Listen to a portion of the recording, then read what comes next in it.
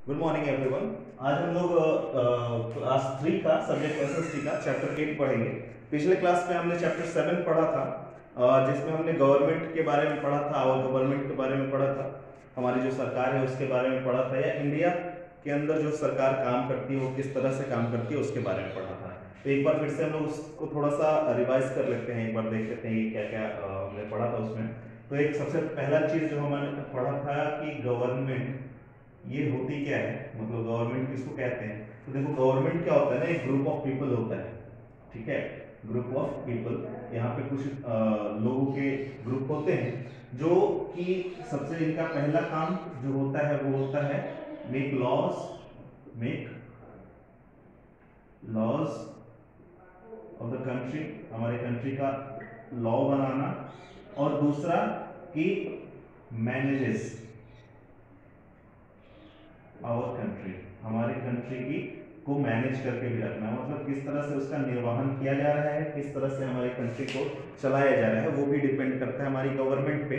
वो काम करती है उस तरह का, यानी हमारे हित में काम करती है, हमें ये बताती है, हमें समझाती है कि किस तरह के काम करने चाहिए, क्या नहीं करने चाहिए। वो लॉज उसके थ्रू बनाती हैं और हमें उसको फॉलो करना पड़ता है। तो ये हमारी गवर्नमेंट होती है।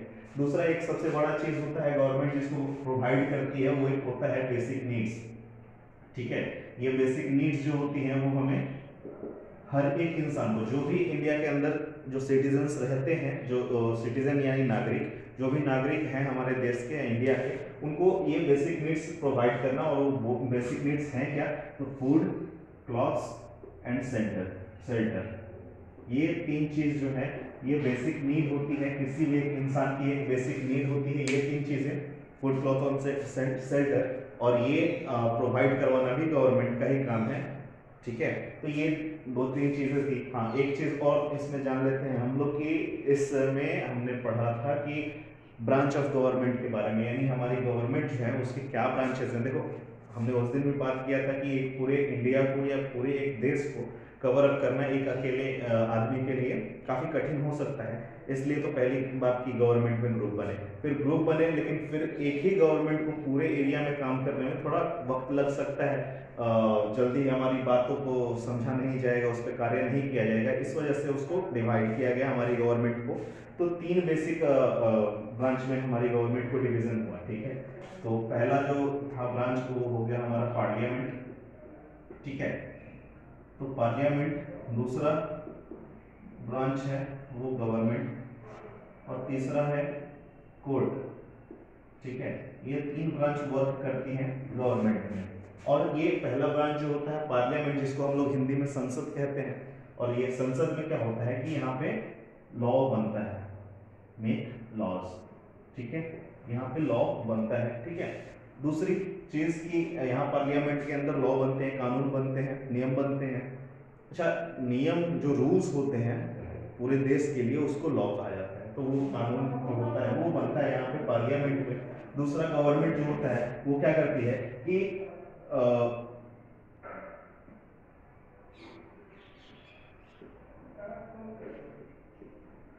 लॉज पुट इनटू फोर्स, इससे ये गवर्नमेंट जो होता है वो हमारी गवर्नमेंट या जो भी सरकार होती है हमारे केंद्र में, वो उसको एस्टेब्लिश करती है, उस नियम को लागू करती है, ठीक है। इंश्योर किया जाता है कि वो फोर्स में आ जाए, यानी सभी लोग उसको मानने लगे। और थर्ड जो होता है हमारा कोर्ट, ये देखता है कि ensures that laws are fair to everyone, यानी कि ये जो हमारा लॉ होगा वो सबके लिए एक समान होगा और सबके हित में होगा, ये लॉ जो हमारा होगा, ठीक है। वो काम है हमारे कोर्ट का। अच्छा, एक और चीज हमारी कोर्ट देखती है, वो क्या देखती है, तो वो ये देखती है कि जो भी व्यक्ति जो लॉ ब्रेक कर रहे हैं उनको पनिश करना भी इसी कोर्ट का ही काम है। और जो आदमी अगर किसी भी एक लॉ को जो हमारे गवर्नमेंट के द्वारा बनाया गया है उस लॉ को अगर ब्रेक करता है तो उसको पनिश करना भी हमारे कोर्ट का काम है। तो ये कुछ चीजें हमने देखी थी पिछले चैप्टर में, इसको हमने रिवाइज करवाया था, और आगे आज हम पढ़ेंगे चैप्टर 8 में, ठीक है। चैप्टर 8 जो है उसके बारे में हम लोग देखते हैं, चलिए, ठीक है।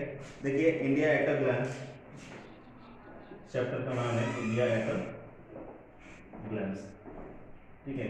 ग्लैंस का मतलब होता है नजर डालना, ठीक है। तो हम लोग अपने इंडिया के जो भी हमारी जिस तरह से इंडिया का बनावट है, क्या क्या कौन सी चीज़ें जो हैं वो फेमस हैं, जैसे हमारा फ्लैग कौन सा है, इंडियन फ्लैग क्या है, इंडियन करेंसी क्या है, इंडियन एम्बलम क्या है, नेशनल सॉन्ग क्या है, इन सारी चीज़ों के बारे में नजर डालेंगे, इस पर हम लोग जानेंगे, ठीक है। और तो देखिए फर्स्ट चीज़ हम लोग इसमें देखना है हम लोगों को नेशनल फ्लैग के बारे में।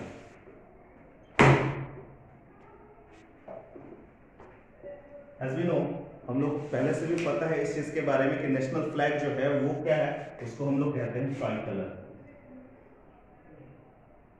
ठीक है। ट्राई कलर कहते हैं इसको। और ये जो है इसको हिंदी में हम लोग क्या कहते हैं, इसको तिरंगा भी कहते हैं। तिरंगा इसलिए कहते हैं क्योंकि हमारा जो फ्लैग है वो कुछ इस तरह का होता है, यानी कुछ रेक्टेंगल शेप में होता है, रेक्टेंगल की शेप में होता है हमारा फ्लैग, और इसमें स्ट्रिप्स बने होते हैं, ठीक है। हॉरिजॉन्टल स्ट्रिप्स होते हैं, बीच में एक चक्र होता है, ठीक है। तो ये इस तरह का कुछ होता है हमारा नेशनल फ्लैग जो है वो। इसमें 3 कलर्स होते हैं। ऊपर में जो होता है वो होता है सैफ्रॉन, नीचे में ग्रीन और बीच में वाइट, ठीक है। ये 3 कलर होते हैं हमारे नेशनल फ्लैग के अंदर। अब देखो कि ये जो 3 कलर हैं वो किस लिए डाले गए, इसके पीछे भी रीजन है, ठीक है। हमारे फ्लैग के ऊपर ये जो 3 कलर है वो किस लिए डाले गए, उसका रीजन ये है कि सैफ्रॉन जो है, सैफ्रॉन दिखाता है क्या, किस चीज को शो करता है, तो सैफ्रॉन शो करता है स्ट्रेंथ को और करेज को, ठीक है। स्ट्रेंथ को एंड करेज, ठीक है, यानी साहस को शो करता है। यानी सैफ्रॉन रंग जो होता है, केसरिया रंग जो है वो करेज को शो करता है। वाइट जो है वो पीस को शो करता है, यानी शांति का प्रतीक है, ठीक है, पीस को शो करता है। और ग्रीन कलर जो है, ग्रीन शो करता है फर्टिलिटी को, ठीक है, और ग्रोथ को, ठीक है। यानी कि उपजाऊ, फर्टिलिटी मतलब उपजाऊ जो जमीन होती है, किस तरह से उर्वरक क्षमता जो होती है, फर्टिलिटी उसको कहते हैं। तो सैफ्रॉन हो गया स्ट्रेंथ और करेज के लिए, व्हाइट हो गया पीस के लिए, शांति के लिए, और ग्रीन फर्टिलिटी के लिए हो गया, ठीक है। तो ये 3 कलर्स जो होते हैं हमारे ट्राई कलर में होते हैं, ठीक है। अब देखिए दूसरी बात यहाँ पे हम लोग करेंगे नेशनल एंथम की। नेशनल एंथम, राष्ट्रगान, इसके बारे में हम लोग जानते हैं जन गण मन, जो हम लोग हमेशा अपने असेंबली में इसको गाते हैं। और जन गण मन, ठीक है, ये हमारा नेशनल एंथम है।